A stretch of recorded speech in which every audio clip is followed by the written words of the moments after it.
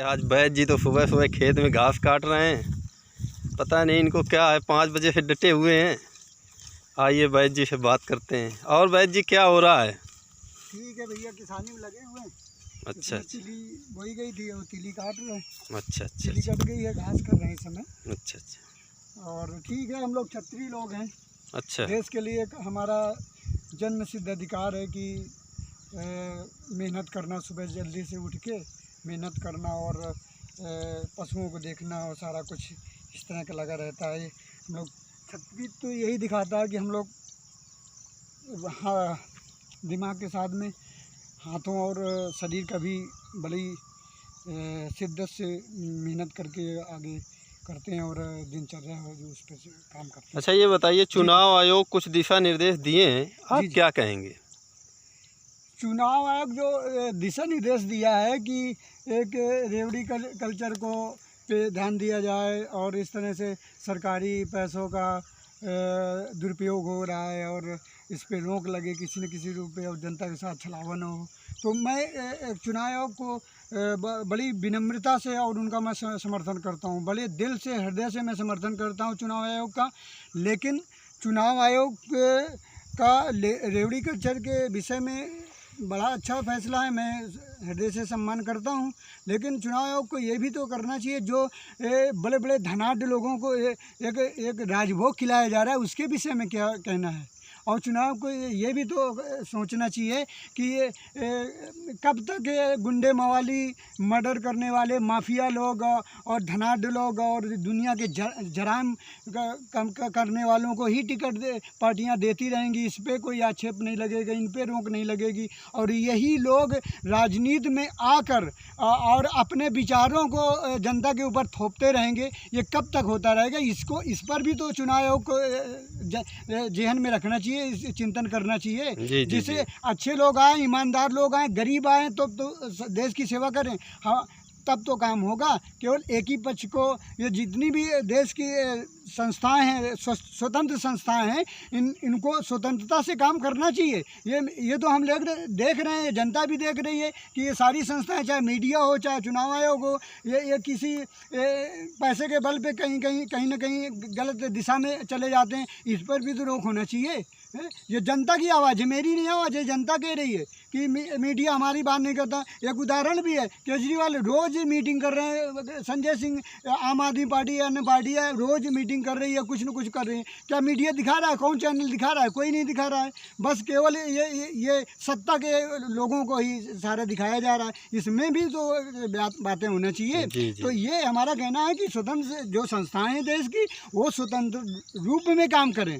ऐसा नहीं कि पैसे के बल पर और एक लालच के बस पर उनको ज़्यादा दिखाया जाए, बाकी लोगों को न दिखाया जाए। तो ये सारी समस्या, यही हम कहना चाहते हैं। अच्छा, ये बताइए, देश के लिए आपका क्या जज्बा है?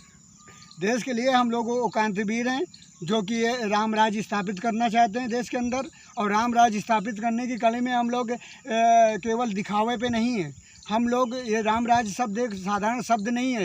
राम राज्य एक ऐसी व्यवस्थापन है, जीवन जीने की ऐसी कला है जो ज़मीन से निकल कर आगे जाएगी और जीवन, इंसान का जीवन कितना बेहतरीन और खुशहाल और समृद्ध हो, उसकी दिशा में एक जो व्यवस्थापन है, वो व्यवस्थापन है।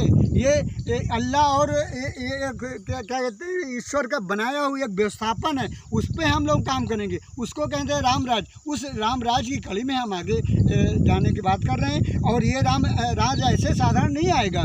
जब हम स्वयं से शुरू करेंगे, स्वयं से अपने विचार बदलेंगे और विचार बदल कर अच्छे से काम करेंगे, अच्छे लोगों को राजनीति में लाएंगे।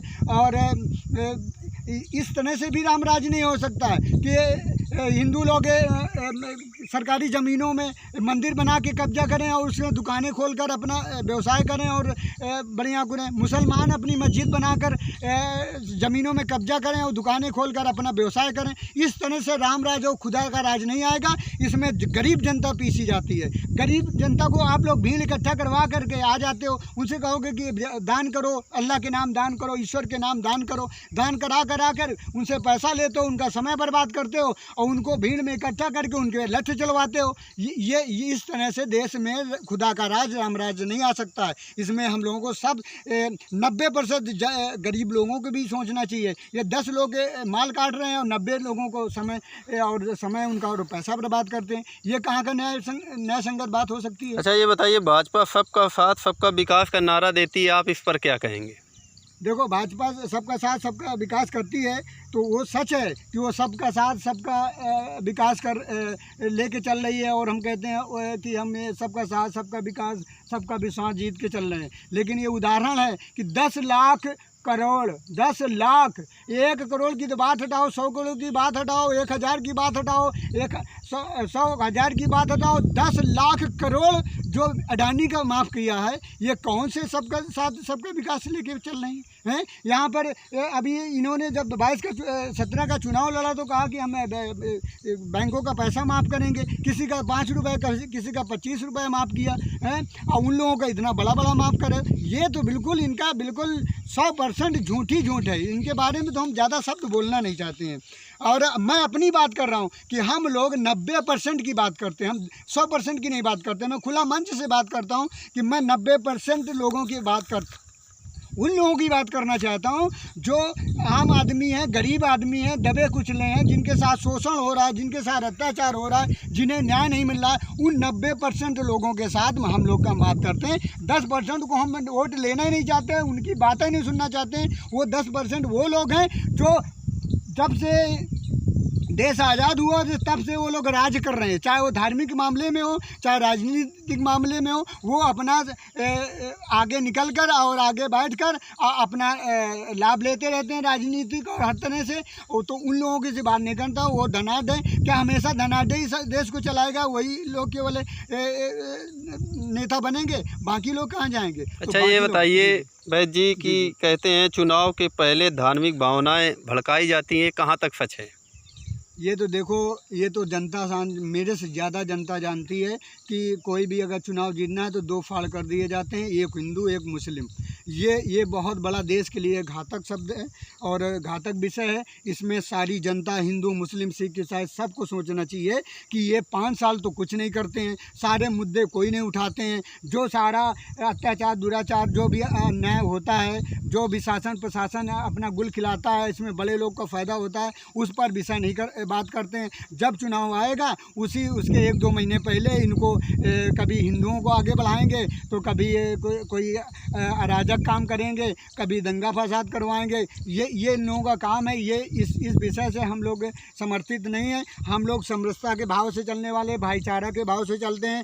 हमारा सारा हिंदुस्तान का हिंदू मुस्लिम सिख ईसाई हम सबको सम्मान करते हैं, चाहे हिंदू हो, चाहे मुस्लिम हो, चाहे सिख ईसाई हो। अगर 10% की क्वालिटी में आता है मैं उसका खुला विरोध करूंगा कि जो माल काटने वाले लोग हैं इनका पर्दाफाश होना चाहिए। इनको हटाने की दिशा में हम काम करते हैं, ये हमारा लक्ष्य है और हम इनके इस विषय पे बात नहीं। अच्छा आप बताइए, आखिरी प्रश्न है हमारा जी कि आप देश की जनता से कुछ कहना चाहेंगे? देश की जनता से हम कहना चाहते हैं कि आप लोग, आपके साथ छलावा हुआ है 75 सालों में और आप स्वयं अपने हक की लड़ाई लड़ें। भगत सिंह ने कहा था अगर हमें आज़ादी पाना है तो हमको स्वयं लड़ना पड़ेगा, स्वयं कुर्बानी देना पड़ेगी। तो उन्हीं विचारों को मैं आगे रखते हुए कहना चाहता हूं कि आपके साथ अगर अत्याचार दुराचार हो रहा है, गरीबों के साथ हो रहा है, तो मैं अकेला क्या करूंगा, या मेरे पार्टी के लोग क्या करेंगे, या मेरे विचारधारा वाले अकेले क्या करेंगे? आपको घर से मकानों से निकलना ही पड़ेगा और अपने हक की लड़ाई स्वयं लड़नी पड़ेगी। तो आप भी निकलो। फिर भी मैं इतना कहता हूं कि आप धन न खर्च करो, समय न बर्बाद करो, लेकिन इतना तो करो कि जब चुनाव का समय आए तो एक ईमानदार क्रांतिकारी पुरुष को आप आगे लाइए और जितने भी भ्रष्ट पार्टियां नहीं हैं, जितने भी भ्रष्ट नेता हैं, उनका खूब लूटो। जिन्होंने लूटा है देश को उनका खूब खर्च करवाए और बहुत सारा उनका पैसा खर्च करवाइए और उनके साथ घूमिए, उनकी जय जयकार करिए। लेकिन आपका कर्तव्य है, आपका धर्म है, एक देशभक्ति है कि आप क्या कहते हैं कि एक ईमानदार क्रांतिवीर और देशभक्त आदमी को आप वोट करेंगे। ये आपका अपने बच्चों को देखकर वोट करिए। ये इसमें कोई ऐसा नहीं कि पार्टी को तो देखो या हमारे नेता को देखो या किसी को देखो, आप अपने बच्चों का भविष्य देखिए, कौन इनको अच्छी चिकित्सा दे सकता है। रोगों से हम न जाने कितना सारी ज़िंदगी की कमाई लगा देते हैं मरीजों मर्ज में, उसमें कौन अच्छा काम कर रहा है। जो हमारी प्राथमिक आवश्यकताएं हैं गरीबों को, जिस वो आवश्यकताओं को पूरा करके उनका कुशल जीवन हो सकता है, अच्छा जीवन बन सकता है, वो सारी चीज़ें उनको मिलें, ऐसे आदमी को आगे बढ़ाइए। और मेरा किसी से कुछ कहना नहीं है, बस इतना ही कहना है कि आप किसी के साथ जुड़ो, किसी की जय जयकार करो, लेकिन आपका धर्म है, आपका कर्तव्य है, देशभक्ति है कि आप ईमानदार अच्छे पार्टी और अच्छे कार्यकर्ता और अच्छे नेता को आगे बढ़ाएं जो आपके हक की आवाज़ कर रहा है। धन्यवाद वैद्य जी। जी जी, जय जय हिंद, जय जय हिंदुस्तान।